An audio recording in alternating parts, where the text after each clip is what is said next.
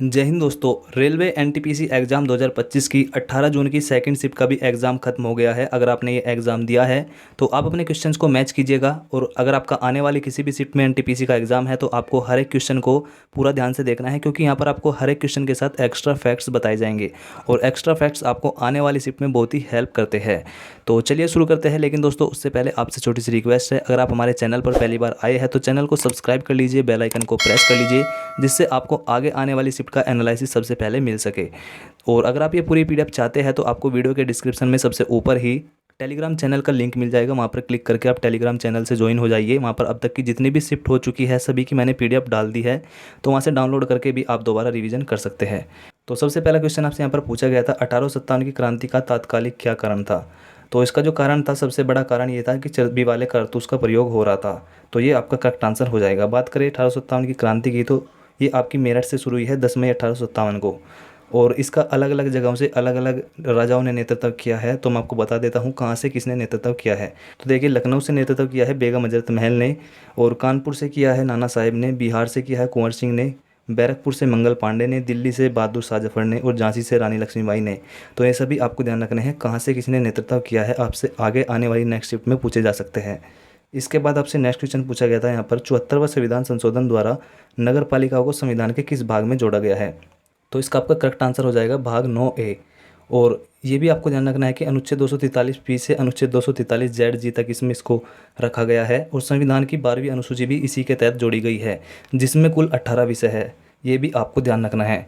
बात करें 73वें संविधान संशोधन की, जो कि 1993 को लागू हुआ, जिसके तहत भाग 9 जोड़ा गया, और भाग 9 में अनुच्छेद 243 से 243 तक जोड़ा गया। इसमें आपका ग्राम पंचायत का जिक्र है, और इसी के तहत संविधान की 11वीं अनुसूची जोड़ी गई, जिसमें कुल 29 विषय है। ये भी आपको ध्यान रखने हैं ग्राम पंचायत के बारे में। इसके बाद नेक्स्ट क्वेश्चन आपसे यहाँ पर पूछा गया, खेलो इंडिया यूथ गेम्स 2025 का आयोजन कहाँ पर किया गया। तो ये आपका बिहार के 5 जिलों में किया गया है, पटना, राजगीर, बेगूसराय, गया और भागलपुर। तो बिहार आपका करेक्ट आंसर हो जाएगा। इसके बाद बात करें खेलो इंडिया यूथ गेम्स के शुभंकर की, तो गज सिंह इसका शुभंकर था, और इसमें जो शीर्ष स्थान हासिल किया है महाराष्ट्र ने किया है, और बिहार आपका इसका करेक्ट आंसर हो जाएगा। इसके बाद आपसे नेक्स्ट क्वेश्चन यहाँ पर पूछा गया है, लीपू लेक दर्रा कहाँ पर है।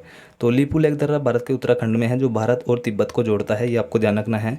इसके अलावा कुछ और दर्रे मैं आपको यहाँ पर बता देता हूँ, जैसे नीति दर्रा और माना दर्रा भी उत्तराखंड में ही है। बड़ा लाचा दर्रा, सिपकिला दर्रा ये हिमाचल प्रदेश में है। दीफू दर्रा, बोमडीला दर्रा अरुणाचल प्रदेश में है। जलेपला दर्रा और नाथुला दर्रा आपका सिक्किम में है। तो ये दर्रे भी आपको ध्यान रखने हैं नेक्स्ट शिफ्ट के लिए। इसके बाद नेक्स्ट क्वेश्चन आपसे पूछा गया था, टोंस नदी किस नदी की सहायक नदी है। तो टोंस नदी यमुना नदी की सहायक नदी है, ये आपको ध्यान रखना है। बात करें यमुना नदी की, कुछ और प्रमुख सहायक नदियाँ हैं, जैसे चंबल है, बेतवा है, केन है, सिंध है, हिंडन है, टोंस, गिरी, सेंगर, रिंद और उतांगन, ये सभी आपकी जो है यमुना नदी की सहायक नदियाँ हैं। और बात करें यमुना नदी की, तो ये गंगा की सबसे बड़ी सहायक नदी है, ये भी आपको ध्यान रखना है। इसके बाद नेक्स्ट क्वेश्चन आपसे पूछा गया था, मौर्य काल में सिक्के किस धातु के बने होते थे। तो मौर्य काल में सिक्के चांदी और तांबे के बने होते थे। चांदी के सिक्के को पण कहा जाता था या फिर दरहण कहा जाता था, और तांबे के सिक्के को मासक या फिर कांकणी कहा जाता था। ये आपको ध्यान रखना है। बात करें मौर्य काल की, तो मौर्य वंश है, इसका संस्थापक चंद्रगुप्त मौर्य था। ये आपको ध्यान रखना है। इसके बाद नेक्स्ट क्वेश्चन आपसे पूछा गया था, निम्नलिखित में से कौन सी पहाड़ी मेघालय के पठार का हिस्सा नहीं है। तो मैं आपको बता देता हूँ कौन कौन सी पहाड़ियाँ मेघालय के पठार में है। इसके अलावा जो भी आपके ऑप्शन में होगा वही आपका करेक्ट आंसर हो जाएगा। तो मेघालय के पठार में गारो, खासी, जयंतिया ये 3 पहाड़ियाँ हैं। इनके अलावा जो भी आपका ऑप्शन होगा वही आपका करेक्ट आंसर हो जाएगा। बात करें मेघालय में, तो मोसिनराम भी मेघालय में ही है, विश्व का सबसे ज़्यादा वर्षा वाला स्थान, जो कि खासी की पहाड़ी पर ही है। ये भी आपको ध्यान रखना है। इसके बाद नेक्स्ट क्वेश्चन आपसे पूछा गया था, भारत का वह कौन सा शास्त्रीय नृत्य है जो प्राचीन काल में महारानियों के द्वारा भी किया जाता था। तो इसका आपका करेक्ट आंसर हो जाएगा कथक। तो कथक जो कि उत्तर भारत का शास्त्रीय नृत्य है, ये प्राचीन काल में महारानियों के द्वारा भी किया जाता था। इसके बाद बात करें भारत के भी कुल जो है 8 शास्त्रीय नृत्य है, जिनमें मैं आपको 8 के 8 के नाम बता देता हूँ। कथक है आपका, जो आपसे प्रश्न में पूछा गया है, उत्तर भारत का है। कथकली केरल का है, मोहिनीअट्टम भी केरल का है, भरतनाट्यम तमिलनाडु का है, कुचिपुड़ी आंध्र प्रदेश का है, सत्रिया असम का है, ओडिशा ओडिशा का है। और इसके बाद आपका मणिपुरी रह गया, मणिपुरी आपका मणिपुर का है। तो ये 8 के 8 शास्त्रीय नृत्य भी आपको ध्यान रखने हैं। इसके बाद नेक्स्ट क्वेश्चन आपसे पूछा गया था, मेक इन इंडिया कार्यक्रम कब शुरू हुआ। तो मेक इन इंडिया कार्यक्रम 25 सितंबर 2014 को शुरू हुआ। ये आपका करेक्ट आंसर हो जाएगा। बात करें पीएम उज्ज्वला योजना की, तो 1 मई 2016 को शुरुआत होती है। पीएम जन धन योजना 28 अगस्त 2014 को शुरुआत होती है। ये भी आपको ध्यान रखने हैं दोनों योजनाओं के नाम। इसके बाद नेक्स्ट क्वेश्चन आपसे पूछा गया था, भारतीय संविधान में न्यायिक समीक्षा कहाँ से ली गई है? तो ये आपके अमेरिका के संविधान से ली गई है, ये आपका करेक्ट आंसर हो जाएगा। इनके अलावा और भी कुछ चीज़ें आपको ध्यान रखनी है जो अलग अलग संविधानों से ली गई है। जैसे आपकी संविधान संशोधन की प्रक्रिया दक्षिण अफ्रीका से ली गई है, आपातकाल की प्रक्रिया जर्मनी के वीमर सिद्धांत से ली गई है, नीति निर्देशक तत्व आयरलैंड से लिए गए हैं, मौलिक कर्तव्य रूस से लिए गए हैं, मौलिक अधिकार अमेरिका से लिए गए हैं, संघीय प्रणाली कनाडा से ली गई है। तो ये सभी आपको ध्यान रखने हैं नेक्स्ट शिफ्ट के लिए। इसके बाद नेक्स्ट क्वेश्चन आपसे पूछा गया था, M1L-3 और T0 किसका विनिमय सूत्र है? तो इसका आपका करेक्ट आंसर हो जाएगा घनत्व का। तो ये घनत्व का आपका विनिमय सूत्र है। घनत्व के सूत्र की बात करें तो द्रव्यमान बटे आयतन होता है, ये भी आपको ध्यान रखना है। इसके बाद नेक्स्ट क्वेश्चन आपसे पूछा गया था, नाफेड का नया प्रबंध निदेशक के रूप में किसे नियुक्त किया गया है? तो इसका आपका करेक्ट आंसर हो जाएगा दीपक अग्रवाल। बात करें नाफेड की तो इसकी फुल फॉर्म होती है national agricultural cooperative marketing federation of India limited. तो ये आपका जो है इसकी पूरी फुल फॉर्म हो जाएगी। इसका क्या कार्य होता है नाफेड का? भारत में कृषि उपज के विपणन, प्रसंस्करण और भंडारण को व्यवस्थित बढ़ावा देना और विकसित करना इसका कार्य है। तो ये आपको ध्यान रखना है नाफेड के बारे में। इसके बाद नेक्स्ट क्वेश्चन आपसे पूछा गया था, प्रधानमंत्री आवास योजना का उद्घाटन कब किया गया था? तो इसका उद्घाटन पीएम मोदी द्वारा 20 नवंबर 2016 को आगरा से किया गया था। ये आपका करेक्ट आंसर हो जाएगा।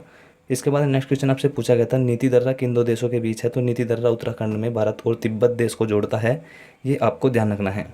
इसके बाद नेक्स्ट क्वेश्चन आपसे पूछा गया था, आईसीएआर के नए निदेशक के रूप में किसे नियुक्त किया गया है? तो आईसीएआर के नए निदेशक डॉक्टर हिमांशु पाठक को नियुक्त किया गया है। आईसीएआर का जो मतलब होता है भारतीय कृषि अनुसंधान परिषद, यानी कि Indian council for agriculture research, ये आपका करेक्ट आंसर हो जाएगा।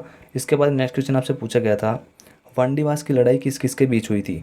तो वांडीवास की लड़ाई ब्रिटिश ईस्ट इंडिया कंपनी और फ्रांसीसी ईस्ट इंडिया कंपनी के बीच लड़ी गई थी 22 जनवरी 1760 को। और यह लड़ाई तीसरे कर्नाटक युद्ध का ही हिस्सा थी, जो 7 साल के युद्ध का एक भाग था। ब्रिटिश सेना का नेतृत्व इस लड़ाई में किया था सर आयरकूट ने, जबकि फ्रांसीसी सेना का नेतृत्व किया था काउंटी डी लाली ने। तो ये भी आपको ध्यान रखना है। और इस लड़ाई में ब्रिटिश ईस्ट इंडिया की ही जीत हुई थी, ये आपको ध्यान रखना है। इसके बाद नेक्स्ट क्वेश्चन आपसे पूछा गया था, छोटा नागपुर का पठार मालवा के पठार की किस दिशा में है?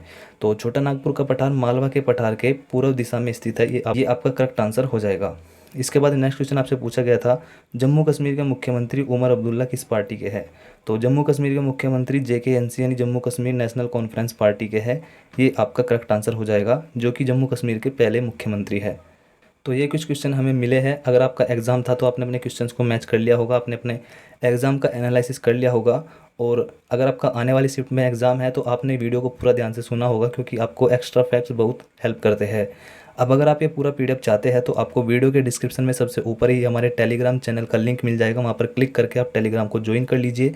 वहाँ पर अब तक की जितनी भी शिफ्ट हो चुकी है सभी की PDF मैंने डाल दी है, डाउनलोड करके आप दोबारा रिवीजन भी कर सकते हैं। तो मिलते हैं नेक्स्ट शिफ्ट के एनालिसिस में, तब तक आप हमारे चैनल को सब्सक्राइब कर लीजिए, बेल आइकन को प्रेस कर लीजिए। वीडियो को पसंद आए वीडियो को लाइक करना, अपने दोस्तों के साथ शेयर करना।